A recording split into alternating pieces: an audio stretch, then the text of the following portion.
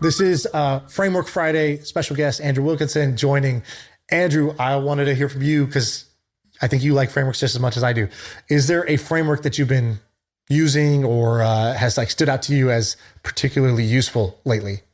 It's actually a quote, and it's easy choices, hard life, hard choices, easy life, by this guy, Jerzy Gregorek. I think Tim Ferriss famously shared this quote years ago, and it always sticks with me. And it most recently has been on my mind. And it's one of those things where you will often find a situation where you know what the right thing to do is. So let's say an employee is, just not working out, or there's a difficult decision that needs to be made. And naturally, the thing to do is to delay it or to try and make it work. And I have really shifted over the last 2 years of really trying to make the hard choice. And I found that it always results in an easier life. That the road to hell is paved with good intentions. And that when I try and make it work with someone, or I try and make a business work, it just never does. So for me, and then the other piece of that framework is, if I ever think, should I fire this person? That means I absolutely should, because you never think about a superstar and go, should I fire them? You go, oh my God, I'd be lost without them. So if you have that thought, you got to immediately fire that person, make a hard decision. And that applies to so many different parts of business. I like that. I'll give one personal experience caveat with that. Recently, in the past 2 years, there's been a couple people that we were like, should we fire this person? And I had the same mentality as you. Like, once the question comes up, it's obvious, right? This sort of like, if it's not a hell yes, it's a no type of approach to people on your team, especially on a small team. But the one caveat was, have I given this person clarity on what their role is and what's expected, what winning looks like? And what I found was that in a couple circumstances, I didn't give them a clear role, and I didn't give them clarity on what I needed, what was winning in this role.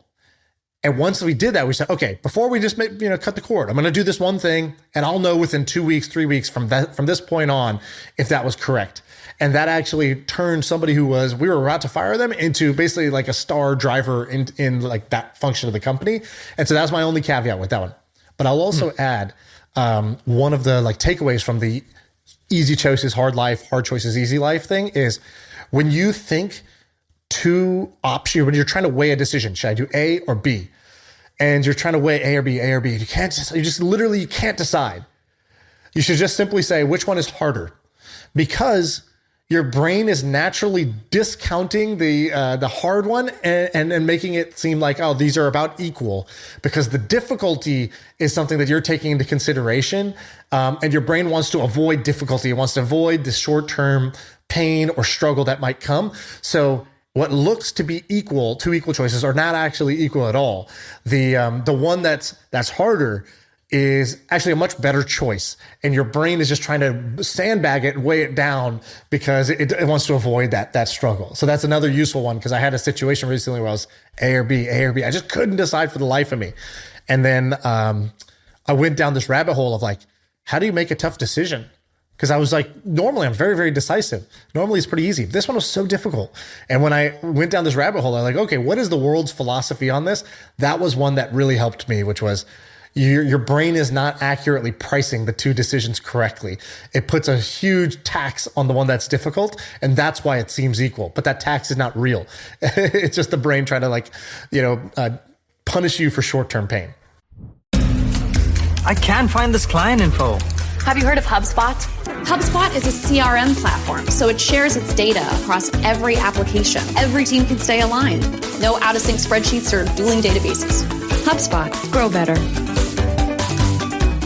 I love that. And that exactly, it's pushing through and doing the hard thing. And there's been so many times where Chris and I, let's say that we're doing a hire and we've been doing the hiring process for 6 months and we haven't found the candidate, and we have someone that we think is like a B or a C, but we're exhausted at the end of it. The right thing to do is to actually continue the process and do the hard thing and do more phone calls and stuff. But it's so easy to get fatigued and choose the wrong person. And every time I do that, it's always a colossal failure.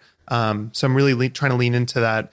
The other one that I've been finding really interesting lately, so there's this great quote by Upton Sinclair: "Never expect a man to understand something that his paycheck depends on him not understanding." So effectively, Let's say you go to someone and you say, hey, this business model is terrible. You shouldn't do it. It's doomed in 5 years. But if they're making a ton of money doing it and it rewards them, it will be very difficult cognitively for them to face that painful truth. And this can apply to anything. Effectively, it's people will not do things that are that don't benefit them or they're not incentivized to do in some way. So here's an example. So we own a whole bunch of different agencies. And the logical thing when you own all these agencies is to say, hey, big agency, you should refer your smaller leads to the smaller agency. And so, we kind of introduced everyone and we're not going to force them to, but we figured, they would get it. They're like, oh, they're part of the family. We'll refer the leads over here. And I just did a call with one of the smaller agency guys and he's like, man, I'm not getting any leads. What's going on? And I realized that for these guys, there's no reason to do it, right? They might get a little referral fee or something that we've structured, but it actually will not make a difference to their bonus. And on the downside, if they refer the work, they could lose the person that might come back to them for future work. Or if it goes badly, that person might email them and say, hey, I can't believe you referred me to this agency. They sucked or whatever it is. And so I've just realized time and time again, people will not do what they're incentivized to not do. Yeah, the thing you said at the beginning is sort of like the innovator's dilemma too, right? It's like a company that's success depends on the world being a certain way is going to have a huge blind spot to the change in that scenario. And this is like why for the innovator's dilemma, it's like you would assume that the big company whose domain expertise is in this area, they'll be the ones to invent that future. And it's almost never them that invents that future. It's some upstart who sees the world a little differently and says, oh yeah, all that stuff, that's the old way. Yeah, screw that. We're going to do it this new way. And the big company's like sort of like, screw that. What do you mean? How could you screw that? That's the way the world is. And so you can sort of, and then can you use that to your benefit? So like for you, for example, what would be your blind spots? Like basically what would you not see because your paycheck depends on it, the world being a certain way? And I've been thinking about this a lot, right? You look at Dolly and you go, okay, in 5 years, will you be able to type into Dolly, build me a website that looks like this, and then it comes back and you say, oh, more creative, or make the logo bigger, or do this. Will design still be a thing, right? And I've always been rewarded by not overestimating these things in the near term and just trucking on. But I've been thinking about that. I think about some of our other businesses and how they can be disrupted. And I don't want to over-index on that, but I always try and remember that I have this crazy, perverse cognitive bias where, what is the great quote? It's like all forecasts are based on the past, right? Or all your knowledge is based on the past. You don't know what's coming. And I don't think that someone who owned, I'm reading like a great book about the newspaper industry right now. And all the guys that own newspapers in 1998, like they all thought, oh, we're good forever. This is the best possible business. We have a monopoly. It's okay to pay 20 times earnings to buy a paper. And, look how that turned out. You could not have predicted Craigslist, classified disruption, et cetera. And so, yeah, people are just incapable of seeing these things in themselves.